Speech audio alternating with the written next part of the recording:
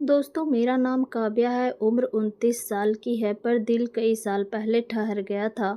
शादी को 5 साल हो चुके थे, लेकिन उन सालों में कुछ खास नहीं था। ना प्यार, ना अपनापन, बस एक रिश्ता जो कागज़ पर टिकाया हुआ था।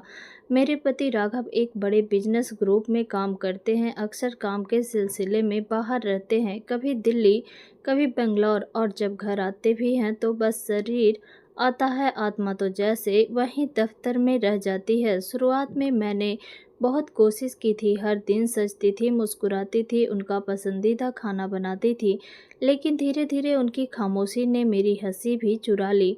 एक दिन शाम को राघव ने फ़ोन किया, काव्या, अगले हफ्ते मेरा दोस्त समीर आ रहा है। गोवा में एक बिजनेस कॉन्फ्रेंस है, मुझे जाना है, तुम भी चलोगी? समीर साथ रहेगा? मैं चौंक गई। मैंने पूछा, हाँ, कुछ दिन घूम आओगी? समीर बहुत अच्छा दोस्त है मेरा, उसके साथ तुम्हें दिक्कत नहीं होगी। मैं बाद में पहुंच जाऊंगा, तुम दोनों पहले चले जाना। मैं कुछ बोल नहीं पाई। कभी मेरे लिए एक कप चाय भी लेकर ना आने वाला इंसान अब मुझे अपने दोस्त के साथ गोवा भेज रहा था। पर शायद अब मुझे हैरान नहीं होना चाहिए था। रिश्तों में जब भावना मर जाती है तो जिम्मेदारियां भी अजनबी लगती है। समीर, मैंने उसका नाम सुना था राघव से। आईआईटी से दोस्ती थी उनकी। एक दो बार वीडियो कॉल पर देखा भी था। लंबा, गोरा, हल्की दाढ़ी और गहरी आंखें। कुछ तो था उसमें जो स्क्रीन से बाहर आकर भी असर कर जाता था। हम गोवा निकलने वाले थे। समीर ने खुद मुझे एयरपोर्ट से पिक किया। जब पहली बार आमने सामने मिले तो उसके होठों पर वो मुस्कान थी जो किसी पुराने अपने की तरह लग रही थी। हाय मिसेज के, उसने मजाक किया। मैं हंसी। जस्ट कॉल मी काव्या। कूल। तो चलिए काव्या जी, इस सफ़र को यादगार बनाते हैं। होटल समंदर के किनारे था। हमारे कमरे अलग अलग थे, लेकिन बालकोनी एक जैसी, सीधी समंदर की तरफ खुलती हुई। पहले दिन हम सब बस घूमने निकले, बिना किसी प्लान के। उसने मुझे स्कूटर पर बिठाया और बोला, आज तुम गाइड बनो, मैं ड्राइवर, जहाँ ले चलोगी वहीं जाऊँगा। हमने अनजाने रास्ते पकड़े, छोटे गांव, तटीय सड़कें, नारियल के पेड़, और अचानक आती बारिश। मैं हंस रही थी, भीग रही थी, और जाने कब खुद से बाहर निकल आई थी। शाम ढलते ढलते हम एक बीच के किनारे बैठ गए। समीर ने सॉफ्ट म्यूजिक चला दिया और बोला, तुम्हारी आंखों में बहुत चुप्पी है काव्या, किसी ने शायद ध्यान से देखा ही नहीं। मैं चौंक गई। किसी ने इतने सीधे शब्दों में कभी मेरा मन नहीं पढ़ा था। मैंने कुछ नहीं कहा, बस समंदर को देखती रही, जैसे उसकी लहरों में अपने सारे सवाल डुबो देना चाहती थी। अगली रात कॉन्फ्रेंस थी। राघव अभी भी नहीं पहुंचे थे। समीर ने मुझे पार्टी में चलने के लिए कहा। मैंने हाँ कर दी। मैंने अपनी सबसे एलिगेंट ब्लैक साड़ी निकाली, हल्का मेकअप, खुले बाल। जब मैं नीचे आई, समीर थोड़ी देर तक कुछ कह ही नहीं पाया। फिर बोला, आज तुम्हें देखकर यकीन हो रहा है कि खूबसूरती कभी थमती नहीं, बस उसे सही नज़र चाहिए होती है। मेरे चेहरे पर एक धीमी सी मुस्कान आई, वो मुस्कान जो शायद मैं सालों बाद मुस्कुराई थी। पार्टी में उसने मेरा हाथ थामे रखा। ना कोई गलत इरादा, ना कुछ, बस एक साथ होने की नरमी थी उस छुअन में। रात को हम बालकोनी में बैठे थे, चांदनी पूरे समंदर पर बिखरी थी। समीर चुपचाप बैठा रहा, फिर बोला, कभी सोचा है अगर कोई तुम्हें सच में समझे, सिर्फ देखे नहीं महसूस करे, तो क्या होता? मैंने उसकी तरफ देखा। उसकी आंखों में एक गहराई थी जो मुझे अंदर तक खींच रही थी। मैंने हौले से कहा, शायद मैं खुद को भूल जाऊंगी। उसने धीरे से मेरा हाथ थामा। कोई जल्दबाजी नहीं, बस एक इंतजार की। क्या मैं उसकी बाहों में वो खालीपन भरने दूंगी? मैंने खुद को रोका नहीं। उस पल जो भी था सच था। मैंने अपनी आंखें बंद कर ली और खुद को उस पल में बह जाने दिया। उसके होठ मेरे माथे को छू रहे थे, जैसे कोई अधूरा वादा पूरा कर रहा हो। रात बहुत देर तक हम एक दूसरे के पास बैठे रहे। कुछ लम्हे खामोश थे, कुछ बेहद गहरे। उसने मेरी बाहों को अपने सीने से लगाया और वो गर्माहट मेरी रगों में उतरती गई। ये कोई जिस्मानी चाहत नहीं थी, ये एक सुकून था जिसकी तलाश मुझे सालों से थी। लेकिन कहानी यहीं नहीं रुकती। सुबह राघव आ गया। हम तीनों साथ ब्रेकफास्ट टेबल पर बैठे थे। राघव हमेशा की तरह अपने फ़ोन में बिजी था और समीर मेरी आंखों में चुपचाप वो सब कह रहा था जो अब कभी कहा नहीं जा सकता था। राघव के आने के बाद कमरे की फिजा बदल गई थी। पहले जहां समीर की नज़रों में सिर्फ सुकून और समझ थी, अब वहाँ एक चुप्पी थी जो सब कुछ कहने से पहले ही सब रोक देती थी। मैंने समीर की आंखों में वो बेचैनी देखी जो कोई चुपचाप खोता हुआ इंसान छुपाता है। राघव वैसे ही थे जैसे हमेशा रहते थे, अजनबी से, नज़रों से दूर, जैसे मैं उनकी बीवी नहीं एक जिम्मेदारी भर हूँ। दोपहर को समीर बाहर निकल गया किसी मीटिंग के लिए और राघव लॉबी में एक बिजनेस कॉल पर लगे थे। मैं कमरे में अकेली बैठी थी, लेकिन अकेली कहाँ थी। समीर की बाहों की गर्मी, उसकी आवाज़ की नरमी, सब अभी भी मेरे अंदर सांसें ले रहे थे। मैं आईने में खुद को देखा। आंखों में एक नई चमक थी, होठों पर हल्की सी थकान। शायद प्यार में भी एक अजीब सी थकावट होती है जो सुकून से आती है। शाम को समीर लौटा, लेकिन अब पहले जैसी बातें नहीं थी। वो मुझसे आंखें चुरा रहा था और मैं भी उस पल को फिर से दोहराने की हिम्मत नहीं कर पा रही थी। रात को हम तीनों डिनर पर गए। राघव ने शराब मंगवाई और बातों में समीर की टांग खींचने लगा। तो काव्या कैसी है तुम्हारे साथ? ज़्यादा परेशान तो नहीं किया इसने?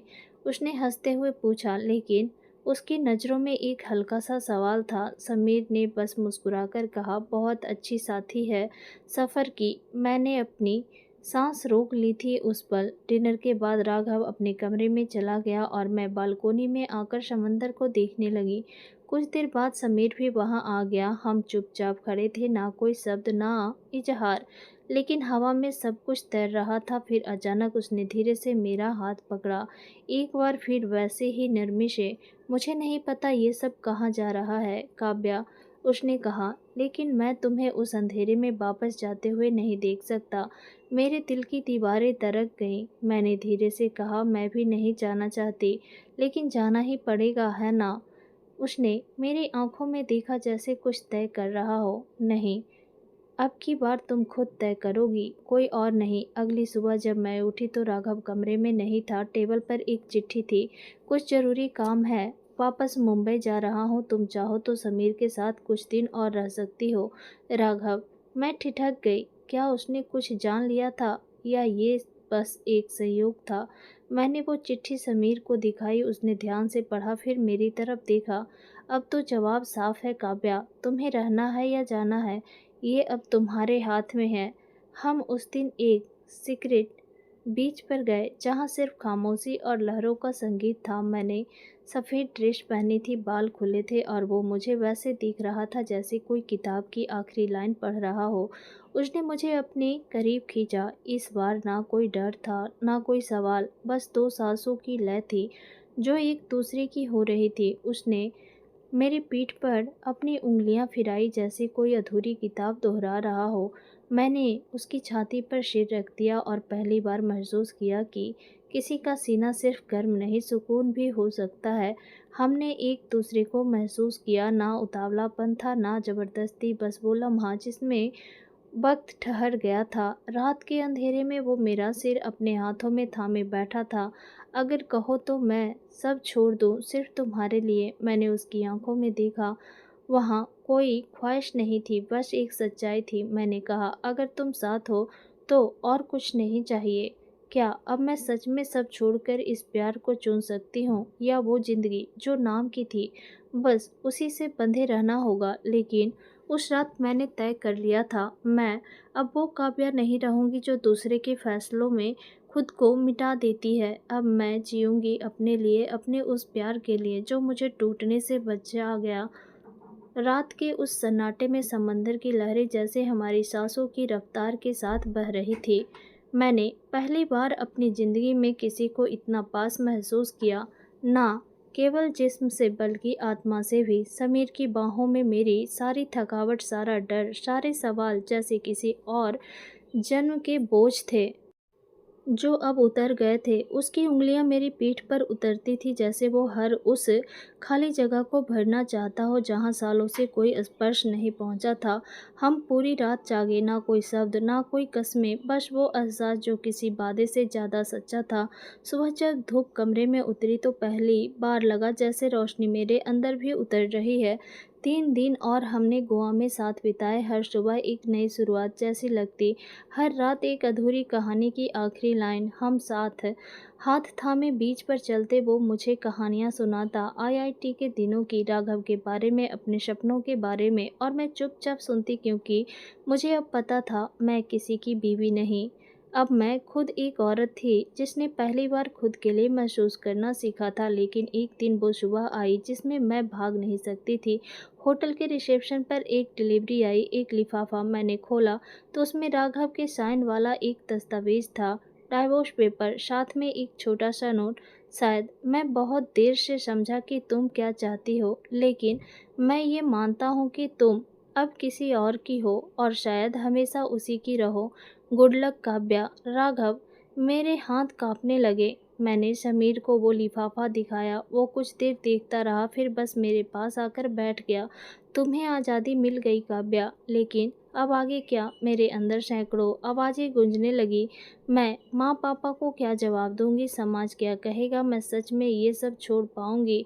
हम वापस मुंबई लौटे। मैंने कुछ दिन समीर के अपार्टमेंट में गुजारे, एकदम चुपचाप। वो रोज़ ऑफिस जाता, लेकिन हर शाम लौटकर मेरी आंखों में देखता क्या मैं अब भी उसी जगह पर हूँ। एक शाम मैंने उससे कहा, समीर, अगर मैं तुम्हारे साथ पूरी ज़िंदगी बिताना चाहूँ तो?